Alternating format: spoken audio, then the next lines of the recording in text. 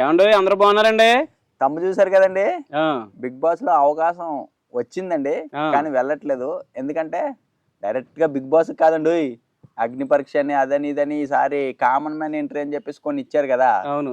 దానికి సంబంధించి 5 లెవెల్లు మనకి పోటీలు పెట్టారు. అన్ని మీకు తెలిసే ఉంటాయి, టీవీలో అవి వస్తున్నాయి కదండి. దాంట్లో భాగంగానే ఫస్ట్ లెవెల్ గురించి మీకు తెలుసండి, వీడియో చేయడం, అప్లోడ్ చేయడం. 3 నిమిషాల వీడియో అన్నారు కదా, అవును. అది చేసామండి. ఎంత బాగా చేసామనుకుంటున్నారండి? అది చూసి అసలు పిలవకపోతారా అనుకున్నాం, అలాగే పిలిచేశారండి. 3 నిమిషాల వీడియో అప్లోడ్ చేయాలి. ఆ రకంగా 20,000 మంది అప్లై చేస్తే 100 వీడియోలని వాళ్ళు సెలెక్ట్ చేసుకున్నారండి ఫస్ట్ లెవెల్ లో భాగంగా. అవును. అందులో ఆ 100 వీడియోల్లో మాది ఒక వీడియో అనమాట. ఆ వీడియో ఒకసారి చూడండి. ఏండో అందరూ బాగున్నారండి? మేము గోదావరి జిల్లాలో అండి. గోదావరి అండి బాబా, మీకు అందరికి తెలుసు కదండి. గోదావరి ఇంటర్వ్యూల ద్వారా మీకు అందరికి సుపరిచితులు అండి. మేము 50,000 సబ్స్క్రైబర్లు ఉన్నారండి. ఈయన సాంబశివరావు అండి. ఈయనండి ప్రసాద్ అండి. మా ఇద్దరం అండి ఇలా వంటలు చేస్తామండి. చాలా మంది మమ్మల్ని అభిమానించే వాళ్ళు ఉన్నారండి. మేము బిగ్ బాస్ లోకి వచ్చి ఈ గోదావరి జిల్లాలకు సంబంధించి స్లాంగ్, కట్టు, బొట్టు అన్ని కూడా మేము చూపిస్తామండి. మీరు గనక మమ్మల్ని బిగ్ బాస్ లో తీసుకుంటే అసలు సూపర్ కంటెంట్ అండి. మీకు మామూలుగా ఉండదండి. మా స్లాంగ్ కే నవ్వేసుకుంటారు జనాలు. ఫుల్ రేటింగ్ అండి మీకు, అసలు మామూలుగా ఉండదు. ఇప్పటికే మా వంటలు అవి చూసి చాలా మంది మమ్మల్ని అభిమానిస్తున్నారండి. కాదు, ఎనర్జీ ఫుల్ నీరసం నిల్లు అసలు ఏముండదండి. అసలు మామూలుగా ఉండదు. కామెడీ చాలా బాగుంటదండి. మేము కామెడీ ప్రత్యేకించి చేయక్కర్లేదండి. మా స్లాంగ్ ఒకటి చూడంగానే చూసే వాళ్ళు కూడా చెవులో తీత పోసినట్టు ఉంటదండి. అంత బాగుంటదండి. మరి మాకు ఎప్పటి నుంచో బిగ్ బాస్ కి వెళ్ళాలని ఆశ ఉందండి. చాలా మంది సెలబ్రిటీలు ఇలాంటి వాళ్ళకి అవకాశాలు ఉంటాయి అనుకున్నాం, కానీ ఈసారి జనరల్ పబ్లిక్ కూడా అవకాశం ఉందని చెప్పాను. మేము కూడా వెళ్ళి మా కొట్టు బొట్టు అన్ని కూడా చూపిద్దామండి. మేము ఇలాగే ఉంటామండి. లుంగిలు కడతామండి, టవల్ వేసుకుంటాం, బొట్టు పెడతామండి. మా స్లాంగ్ ఇలాగే ఉంటదండి. పల్లె వాతావరణంలో పెరిగిన ఒక అబ్బాయి ఎలా ఏ విధంగా ఉంటాడో మా ఇద్దరం చూపిస్తామండి.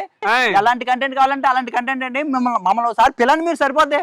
రెడీగా ఉంటామండి. గోదావరి జిల్లాలో పడవేసుకుని చేతండి, చేపలండి, పీతలండి అన్ని వండేటేస్తాండి. అందులో ఉన్న రొయ్యలు, పీతలు, పాకి, ఎగిరే అన్ని వండేస్తామండి మేము. అన్ని అసలు వంటల ప్రోగ్రామ్ కింద చేయొచ్చండి. లోపల మీరు అంత బాగుంటాయండి. ఒకసారి మా గోదావరి ఇంటర్వ్యూ ఛానల్ చూడండి, మా గురించి మీకు అర్థమైపోద్ది. ఎటకారం మా ఒంట్లోనే ఉంటదండి, మమకారం మా ఇంట్లో ఉంటదండి. అదండి ఆ రెండు కలిపి మనం వస్తే కానీ మమ్మల్ని కేకెత్తే కానీ బిగ్ బాస్ హౌస్ లో ఉంటదండి. అదండి మేము గనక ఈ బిగ్ బాస్ హౌస్ కి అడిగెడితే రచ్చే మామూలుగా ఉండదండి. మరి ఫుల్ జోష్ అండి, ఎనర్జెటిక్ గా ఉంటామండి మేము. కుర్రకాలం గోదావరి జిల్లా కుర్రకాలం అంటే మీకు తెలియదే ఉందండి. ఎలా ఉంటారు గోదావరి అంటేనా? చూడండి ఒకసారి ప్రతిని చూడండి, మమ్మల్ని పెట్టుకొని చూడండి. ఇద్దరు మొత్తం అండి, మళ్ళీ ఒకళ్ళంటే కుదరదు. నేను బాగానండి, బాగుమద్ది అండి.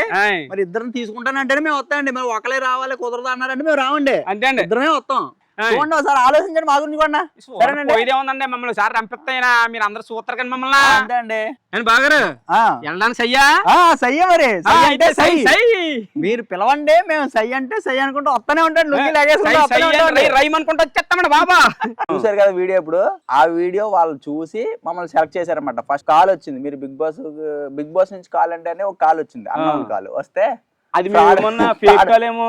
మేము బిగ్ బాస్ నుంచి అనగానే చెప్పైతే ఏంటి అన్నాం. మేము మామూలుగానే బిగ్ బాస్ నుంచి కాల్ చేస్తున్నా ఆడిషన్ కి అన్నారు. చెప్పండి అయితే అంటున్నాం మేము. అంటే ఈ మధ్య ఆన్లైన్ మోసాలు ఎక్కువైపోతున్నాయి కదండి.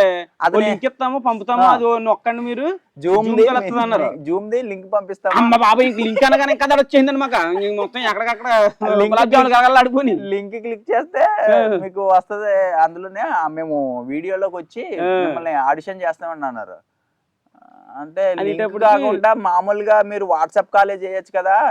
అంటే లింక్ క్లిక్ చేస్తే కొంచెం ఫ్రాడ్ కదండి, సైబర్ ఫ్రాడ్ ఇవన్నీ ఉన్నాయి కదా ఈ మధ్యకాలంలో. అంటే ఆయన పెద్ద గొప్ప మాట అనేసాడండి బాబా. మీ ఇష్టం, వదిలేండి అయితే అన్నాడు. వదిలేండి అంటే ఇప్పుడు గుండె ఇంకా దడదలాడేసింది. యూ కెన్ లీవ్ ఇట్, ఎందుకు నమ్మట్లేదా అన్నారు.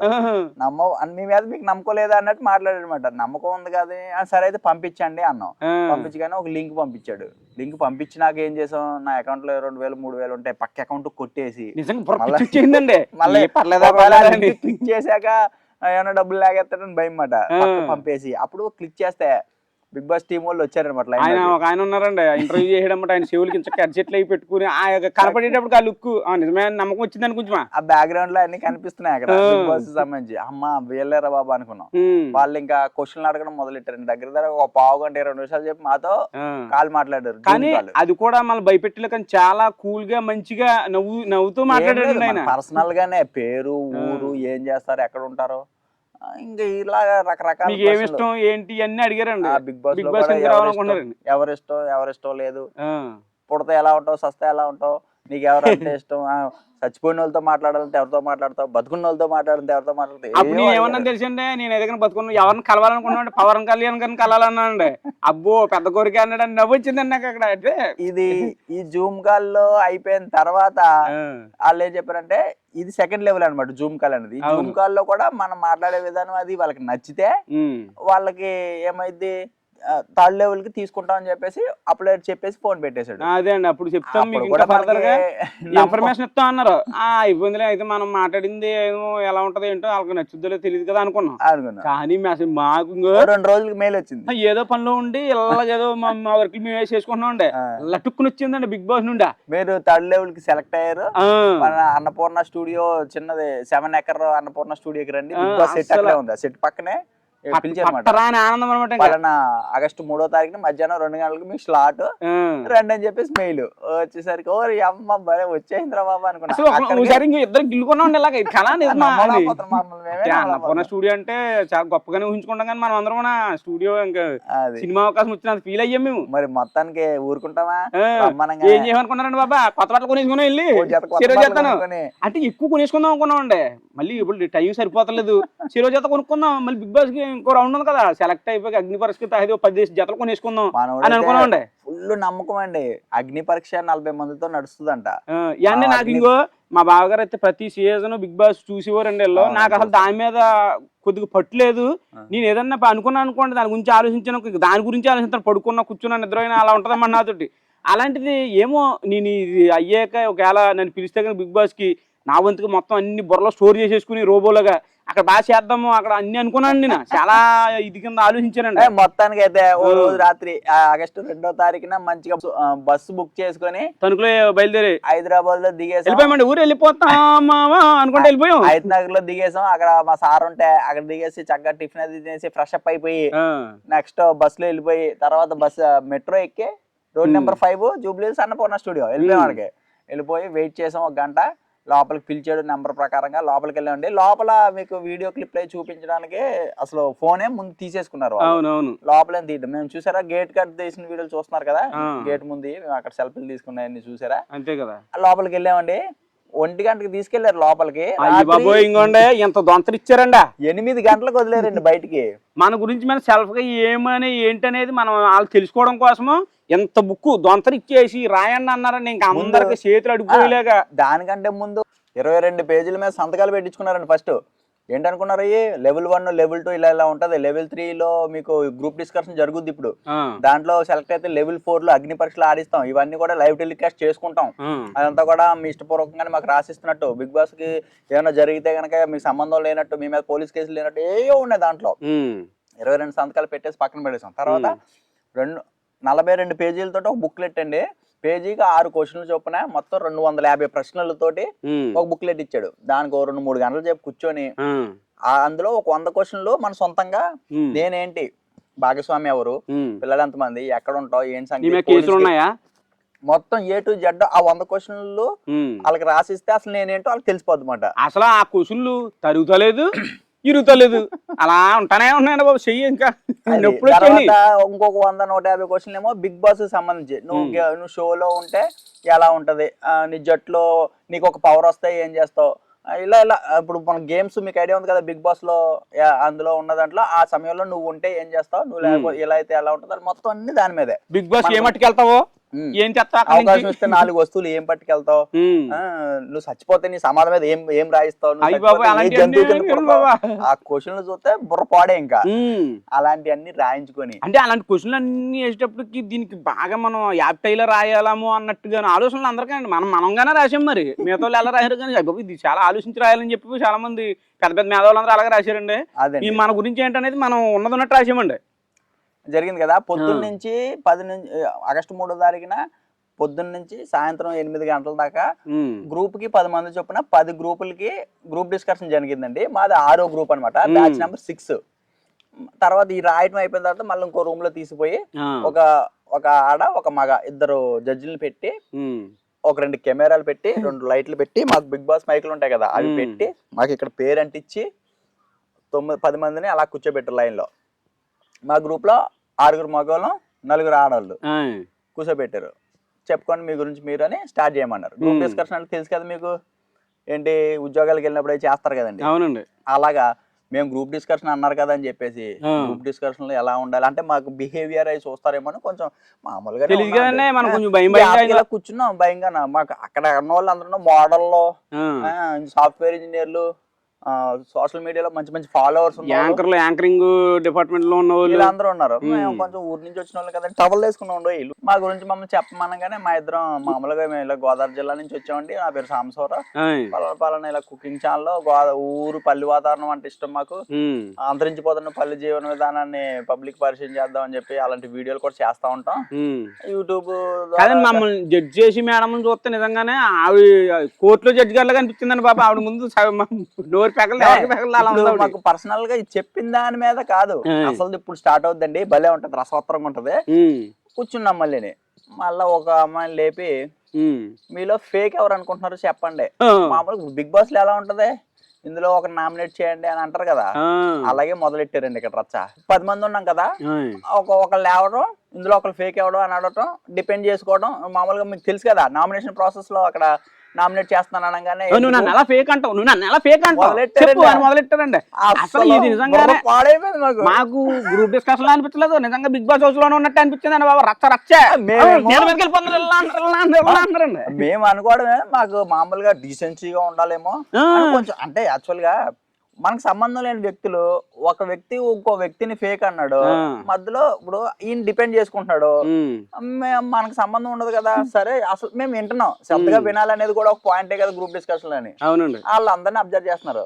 నన్ను ఫేక్ ఎలా అంటావు నువ్వు అంటే నాకు అనిపించింది భయ్ అని ఆయన అంటారు. మొత్తానికి అలాగా అలా చెప్పుకున్నారు అనమాట. మనం బిగ్ బాస్ లో చూసినట్టే ఉంటుంది సేమ్. అయితే ఇంకో మధ్యలో వీళ్ళిద్దరు దెబ్బలాడుకుంటారు, ఇంకొకరు మధ్యలో వచ్చి వాళ్ళు నువ్వు అలా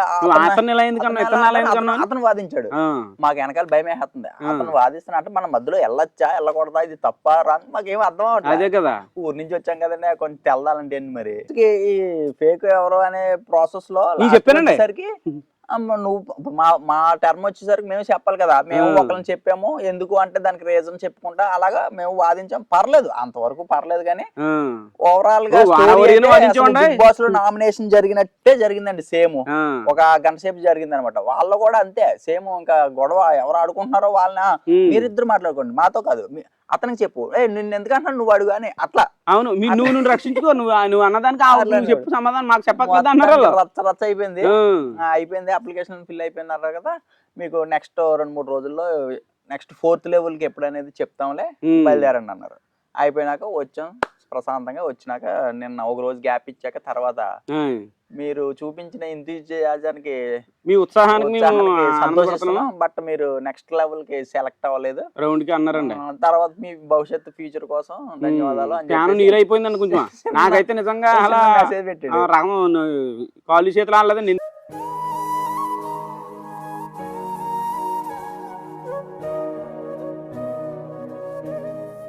అనిపించింది మామూలుగా సెలెక్ట్ అవుతాంలే, ఇలాగ వచ్చాం కదా, అగ్ని పరీక్ష వరకు సెలెక్ట్ అవుతామని 40 మందిలో అనుకున్నాం. 100 మంది కదా, 100 మందిలో 40 మంది అంటే 1:1 ఆల్మోస్ట్ గా ఉంది. 10 మందిలోనే కనీసం 5 సెలెక్ట్ అవ్వాలి. అందులో మేము ఇద్దరం ఉన్నాం కదా, ఎవరో ఒకళ్ళమన్నా సెలెక్ట్ అవుతాం కదా, ఒక హోప్ వచ్చింది అనమాట. బట్